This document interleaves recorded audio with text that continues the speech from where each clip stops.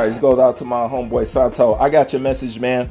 Santo asked me, who do I see winning the fight between DDP and Stylebender? And I couldn't understand what's so special about this fight. Like, I didn't get it, because you're not the only one that asked me about it. And yes, I watch UFC. I stay glued to all combat sports. You know what I'm saying? So I'm watching everything, even though if I don't talk about it. But I will say this: in the middle of making this video right now, I seen something pop up on my screen, and it looked like Izzy was crying. You know what I'm saying? I don't know what it is about Dricus to be having these dudes crying, but I'm gonna get to that in a second. Let's first get to my thoughts on the fight. As far as these two guys go, all fights with me depend on what version of the champion or the challenger is showing up to the fight. So if we getting toenail painting Izzy, I ain't got nothing to say about that. Okay.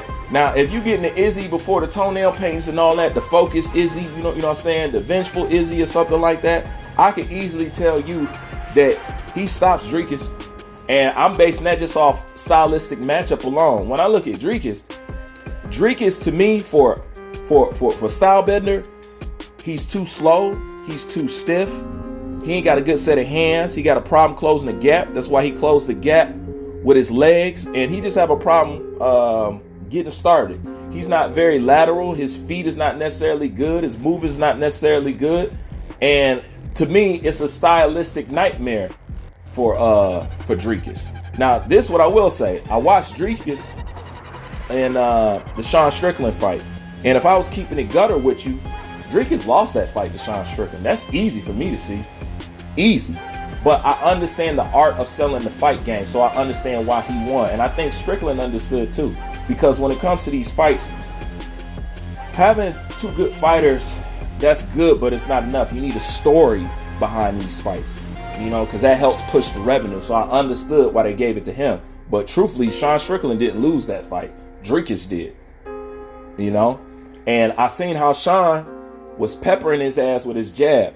And Sean got a good set of hands. And I'll say this about Sean. If Sean will learn how to get his head off the line and put some rhythm in them legs, Sean be a real live problem to deal with.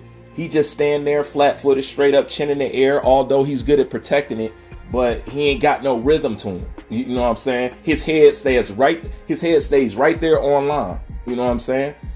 And that fight would have been way more difficult for DDP if Sean Strickland actually kicked or something like that. Well, Izzy got a jab, he got a set of hands, and he can kick.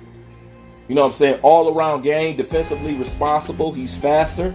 You know what I'm saying? He has a better punch selection, like the whole nine. So stylistically, truthfully, if the Stylebender shows up that's supposed to show up, man, it's a no-brainer.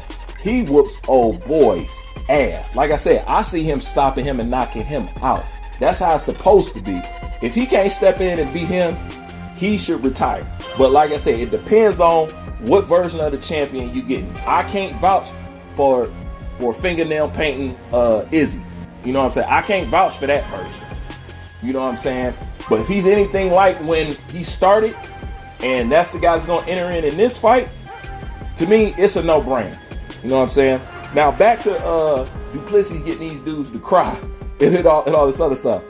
I'm gonna need you guys to fill me in, because I'm trying to figure out what was so triggering about what he said to Izzy, because I ain't figured it out. He said he called this team servants or some stuff like that, and that's another thing. Dricus, he's surfing a very fine line. You know what I'm saying? And for those that know, you know exactly what I'm talking about. He's surfing a very fine line. He's saying stuff without exactly saying what he's trying to say. And I pick up on all of it. And if I was a champion, if I was Izzy, I'm going to be honest with you. Not only would I be extremely pissed, we wouldn't even make it to the fight. You know what I'm saying? Because the angle in which they're using to sell this fight, from what I can see, is tacky to me. You know what I'm saying? All this African versus African. You're not the real African, I'm the real African. And DDP disregarding the three kings on that continent, which is Kamaru Usman, Francis Ngannou, and Izzy. I'm pretty sure it's probably more.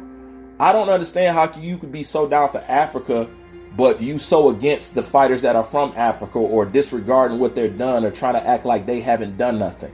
You know what I'm saying? Are you for Africa, or are you just for South Africans? You know what I'm saying? And to add on top of that, I don't like South Africans any damn way, to be honest with you. You know what I'm saying? They always about that. I'm going to put it like this. So far from what I see, he's being a good representation of what I know about him. You know what I'm saying? Even though that's just a side note. But the angle that they choosing to sell it, man, I'd be pissed too. And maybe Izzy, maybe that shit really getting to him. But calling his teammates service, you basically call them slaves. You know what I'm saying? Like, I get the underlying themes to stuff, but I just don't know why that was so triggering to him. You know what I'm saying? And I'm going to be honest with you. I like that he's pissed off, because it looked like y'all pissed him off and got him motivated in the right way. But, that crying stuff, I just don't know the backstory. Maybe if you guys can tell me what the backstory is, maybe I could somewhat justify what I seen him do. But other than that, what the hell are y'all be up there crying for? You know what I'm saying? If y'all can't take talking shit, don't talk shit. I'm a firm believer in that. You gotta have thick skin in this game. But don't be up there crying and all that other shit, man. I don't care what he said. I don't like that crap. You know what I'm saying? If anything, that makes me back off thinking that you can do anything. But I still say Adesanya beat him, because style on style, that's what it is. Now, we all know mental plays a big part of the fight game. Where he's at mentally, who knows? That's the only thing that's making a coin toss. But the only thing that, to me, Dricus got on him is strength. You know what I'm saying? And I know a lot of people saying Dricus as somebody that could beat him or something like that. But truthfully, there's no way a guy with a style like Dricus is supposed to beat a guy with a style like Adesanya. You know what I'm saying? That's just how it is. But if your brain coming there all scrambled and messed up, heck, anything to happen. Because truthfully, he wasn't supposed to lose to Sean Strickland either. But what happened? So, like I said, depends on what kind of version you gonna get. You know what I'm saying? If you get the right version, yeah, it ain't no way in hell he beats him. But, you know, who knows on any given day. You know what I'm saying? So, but to me, seeing him cry just made it 50-50 for me. You know what I'm saying? A little bit more. But nah, man, I'm gonna be real with you. Style Bender should have this all day long. He got the skills, he got the mindset. You know what I'm saying? I just hope that, you know what I'm saying, he can hold his composure and not let that anger get too much to him, because I know he's pissed, because it's very offensive what they saying and what they doing to him and how they choosing to sell the fight. But that's my opinion on this. Like, comment, subscribe. Bruce Vane, I'm out.